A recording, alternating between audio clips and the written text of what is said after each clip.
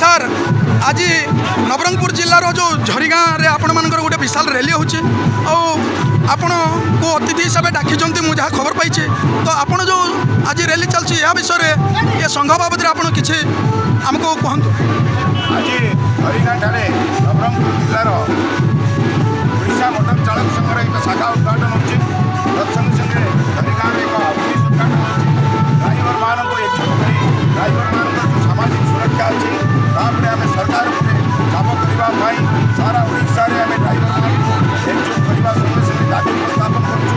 ସେହିଭଳି ଭାବରେ ଆଜି ଝରିଗାଁଠାରେ ମଧ୍ୟ ଶହ ଶହ ସଂଖ୍ୟାରେ ଡ୍ରାଇଭରମାନେ ଏକତ୍ରିତ କରି ଆଜି ଏକ ନୂତନ ଶାଖା ଓଡ଼ିଶା ମୋଟର ଚାଳକ ସଂଘ ଗଠନ କରୁଛନ୍ତି। ଏହି ପରିପ୍ରେକ୍ଷୀରେ ଆମେ ଆଜି